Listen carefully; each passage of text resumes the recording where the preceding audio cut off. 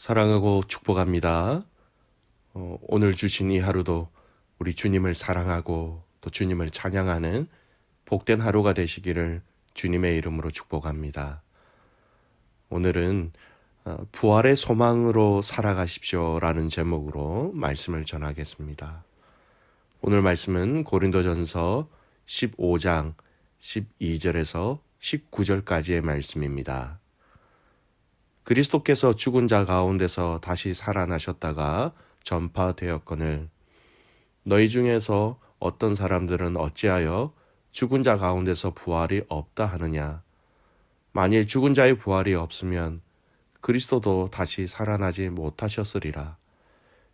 그리스도께서 만일 다시 살아나지 못하셨으면 우리가 전파하는 것도 헛것이요 또 너희 믿음도 헛것이며 또 우리가 하나님의 거짓 증인으로 발견되리니 우리가 하나님이 그리스도를 다시 살리셨다고 증언하였음이라. 만일 죽은 자가 다시 살아나는 일이 없으면 하나님이 그리스도를 다시 살리지 아니하셨으리라. 만일 죽은 자가 다시 살아나는 일이 없으면 그리스도도 다시 살아나신 일이 없었을 터이요. 그리스도께서 다시 살아나신 일이 없으면 너희 믿음도 헛되고 너희가 여전히 죄 가운데 있을 것이요. 또한 그리스도 안에서 잠자는 자도 망하였으리니 만일 그리스도 안에서 우리가 바라는 것이 다만 이 세상의 삶뿐이면 모든 사람 가운데 우리가 더욱 불쌍한 자이리라. 아멘. 오늘 이 본문의 말씀은 어제 읽은 고린도전서 15장의 말씀과 계속해서 그 내용이 이어집니다.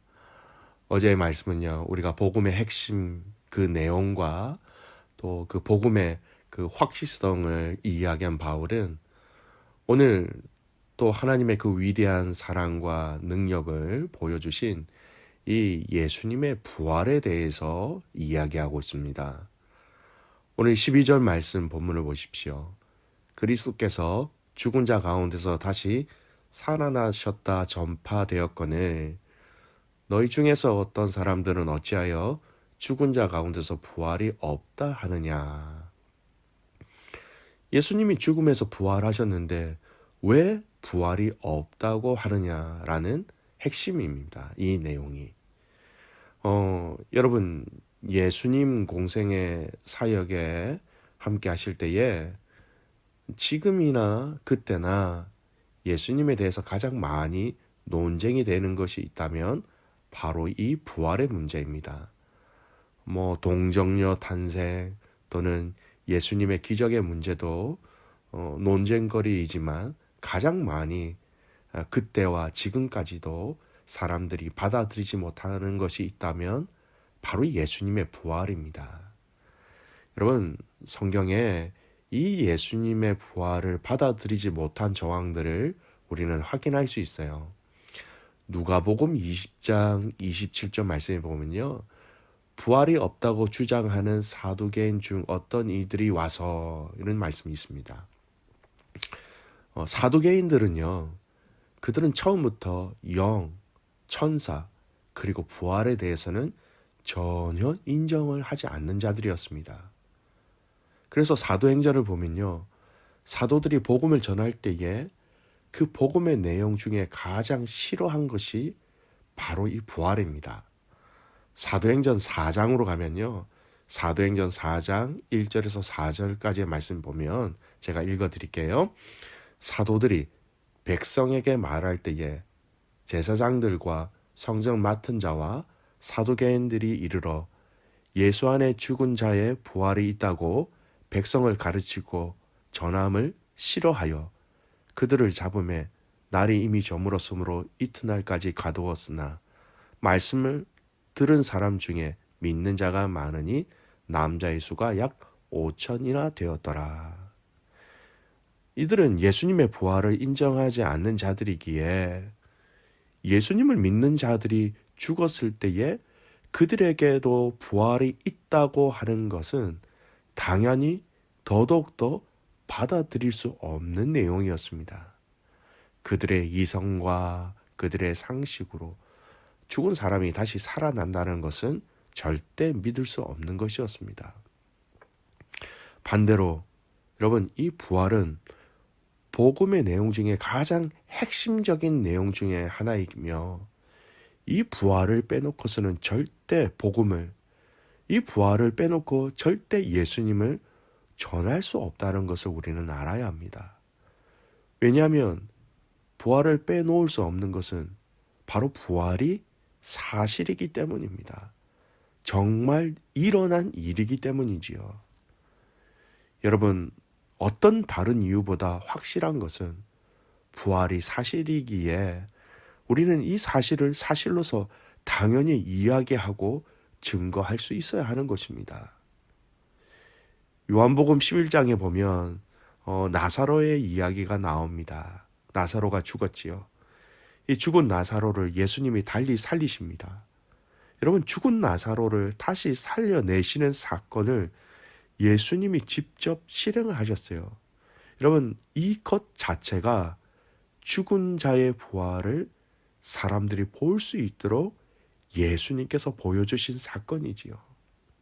그리고 이 죽은 나사로를 살리시는 이 과정에 나사로의 죽음 현장에서 그의 여동생 마르다에게 자신에 대해서 말씀으로 이렇게 가르쳐 주십니다.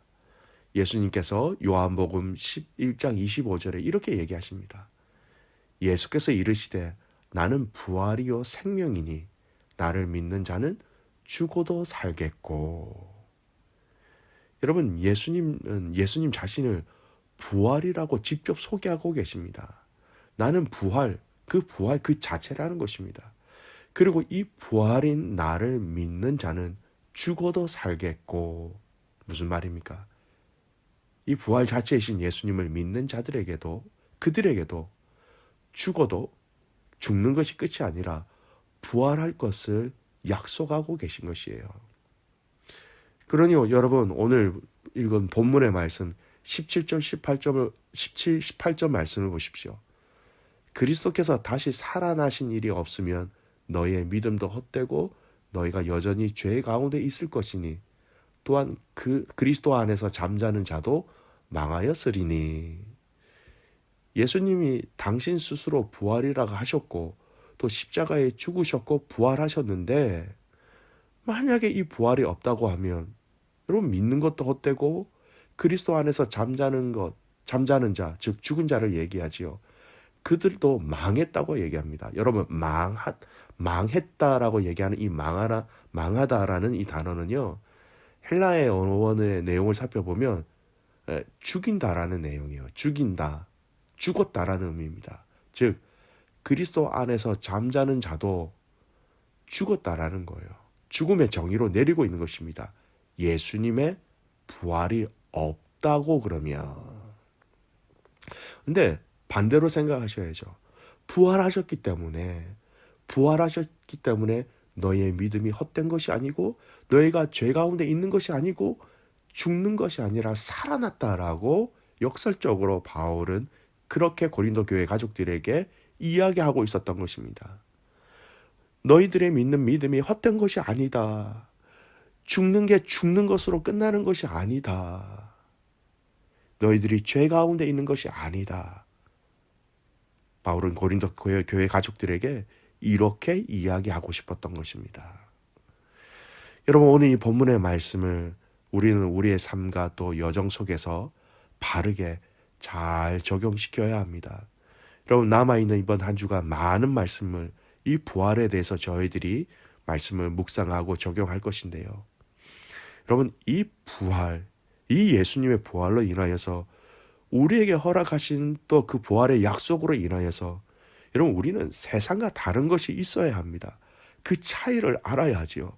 그 차이를 모르고 살아간다고 하면 여러분, 그 은혜와 복들을 우리는 제대로 누리지 못하고 있는 것입니다. 여러분, 오늘 이 말씀을 우리의 삶에 한번 잘 적용해 보시길 바랍니다. 여러분, 무엇에 적용해야 되느냐? 바로 죽음을 대하는 성도들의 자세입니다. 여러분, 세상에서 가장 무서운 것과 또 가장 강력한 영향력이 있다면 죽음입니다. 사람은 어떻게 해서든 이 죽음의 문제를 해결하기 위하여 온갖 방법을 다 취합니다. 근데 여러분, 이것은 잘못된 것이 아니지요. 우리의 본능입니다. 하지만 이 죽음이 이 땅에서의 끝이며 또한 죽음 이후에 아무것도 없다라고 생각하면 소망이 없습니다. 너무나도 두렵고 슬프고 힘든 것이지요. 하지만 분명히 오늘 이 고린도전서 15장 말씀은 이 부활의 신앙을 믿는 성도들은 죽음에 대한 세상과 다른 자세를 취할 수 있어야 하는 것입니다. 죽음이 끝이 아닌 것으로 알 때 우리는 죽음의 두려움에서 또 죽음 이후에 우리에게 약속하신 그 부활과 영생을 기대하며 살아갈 수 있게 되는 것이지요. 여러분, 성경은 분명히 우리에게 죽음의 문제를 세상과 다르게 볼 것을 말씀하고 계십니다. 여러분, 시편 116편 15절 말씀인데요. 여러분, 이 말씀을 참 기억하셨으면 좋겠어요. 시편 116편 15절입니다. 그의 경건한 자들의 죽음은 여호와께서 보시기에 귀중한 것이로다. 무슨 말입니까? 믿음의 사람들의 죽음은 하나님께서 귀중히 여기신다라는 거예요. 믿음의 경주를 이 땅에서 다한 당신의 자녀들의 그 죽음을 하나님은 귀중히 여기시고 기억하시고 알고 계시고, 그리고 당신의 부활의 경륜 가운데 이 성도들을 들어가게 하시는 거예요. 잠언 14장 32절 말씀에도 동일하게 이렇게 말씀하십니다. 악인은 그의 환난에 엎드려져도 의인은 그의 죽음에도 소망이 있느니라. 악인은 환난에 엎드려지지만 의인은 환난보다 더 무서운 죽음이다 할지라도 그 죽음에도 의인은 소망이 있다라고 얘기합니다. 의인의 죽음에 여러분 소망이 있는 이유가 무엇일까요? 그것이 끝이 아니기에 성경이 이야기하는 부활이 있기에 소망이 있는 것입니다. 사랑하는 교회 믿음의 가족 여러분, 오늘 이 죽음의 문제에 대해서 우리는 세상 사람들과 다른 것, 바로 죽음 이후에 부활이 있기에 새로운 시작의 첫 발걸음이 되는 것이기에 죽음을 두려움이 아닌 소망으로 바라보시기를 주님의 이름으로 축복합니다. 이것이 우리 믿는 자들에게 주신 축복이라는 것이지요. 여러분, 한 가지 더 적용해야 될 것이 있습니다. 이 죽음에 대한 정확한 정답을 우리는 가지고 있기 때문에 세상 사람들과 또 구체적으로 다른 삶의 방향과 가치가 있게 되는 것이죠. 부활의 소망을 가진 자들은 이 땅에서의 인생을 살아가는 방법들이 다르고, 인생에 투자하는 것도 다르고, 인생에 쓰는 시간도 다르고, 세상과 다른 또 돈을 쓰는 것도 다 다르다라는 것입니다. 누가복음 12장 33절을 보면요, 예수님이 이런 말씀을 하셨어요. 너희 소유를 팔아 구제하여 낡아지지 아니하는 배낭을 만들라. 곧 하늘에 둔 바 다함이 없는 보물이니 거기는 도둑도 가까이 하는 일이 없고 좀도 먹는 일이 없느니라. 하늘에 대한, 부활에 대한 소망, 영생에 대한 소망이 있기 때문에 여러분, 이 물질에 대해서 뭐라고 말씀하십니까? 이 땅에 쌓아두지 말고 날과 헤어지지 않는 배낭을 하늘에 두어서 거기에 이 재물을, 귀한 재물을 쌓아둘 것을 얘기하면서 그 재물이 무엇이라고 얘기합니까? 다른 지체들을 위한 구제다라고 얘기하고 있는 것이지요. 이것이 바로 부활의 소망을 아는 자들이, 그 부활의 가치와 그 부활의 깊은 의미를 깨달은 자들이 이 땅이 아닌 하나님 나라에서 우리가 함께 누릴 그 소망을 가지고 이 땅에 살아가는 방법입니다. 여러분, 이 땅에 쌓아두지 말고 날과 헤어지지 않는 배낭을 하늘에 두어서 거기서 쌓아둘 것을 이야기하면서 이 땅의 원리와 가치관과 이 땅의 원리로 살아가지 말라라고 말씀하시는 것이죠. 이 땅의 죽음이 마지막이고 소망이 없는 사람들은 이 땅에 자신을 위해 많은 것을 쌓아두고자 합니다. 왜냐하면 이 땅에 쌓아둔 것이 많아야 나의 안정과 건강과 미래와 불안을 지켜내고 해소할 수 있기 때문이지요.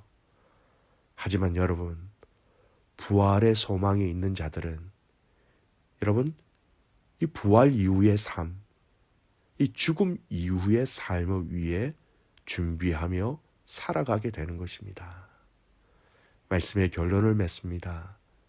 사랑하는 귀한 믿음의 가족 여러분, 예수님의 부활을 통해서 죽음 이후에 우리에게 부활이 있음을 여러분 확신하십시오. 그래서 이 부활의 소망으로 죽음이라는 이 죄의 결과와 두려움에서 자유하는 은혜를 맛보시길 바랍니다. 그리고 이 땅의 모든 것을 그래서 올인해서 이 땅에서 승부를 거는 인생이 아니라 장차 주님과 함께할 그 놀라운 시간과 그 영광을 위해서 함께 준비해 나가는 저와 여러분 되시기를 주님의 이름으로 축복합니다. 아멘. 기도하겠습니다. 살아계신 아버지 하나님, 감사와 찬송과 영광을 주님 앞에 올려드립니다. 예수 그리스도께서 그 죽음 가운데 부활하셔서 그 부활의 첫 열매를 통하여서 또 우리에게도 이 믿음을 통하여 부활의 놀라운 소망을 허락하여 주신 것 참 감사를 드립니다. 아버지, 오늘 이 하루도 부활의 소망으로 살아가게 하여 주십시오. 부활의 소망이 우리에게 가장 귀한 것임을 알게 하여 주셔서 이 땅에 모든 것을 쌓아두는 것이 아니라 부활 이후에 살아갈 그 놀라운 영광스러운 삶을 기대하며 감사하며 살아가는 저희들 되게 하여 주시옵소서. 하나님, 이 땅에서 살아가는 이 삶이 하나님 끝이 아닌 하나님 나라로 가야 할 과정임을 알게 하여 주셔서 이 땅에 미련을 두지 않게 하여 주시고 하나님 나라의 많은 것들을 쌓아둘 수 있는 지혜롭고 복된 가족들 되게 하옵소서. 그렇게 행하실 그 주님을 신뢰하며 살아계시는 예수님의 이름으로 기도드리옵나이다. 아멘.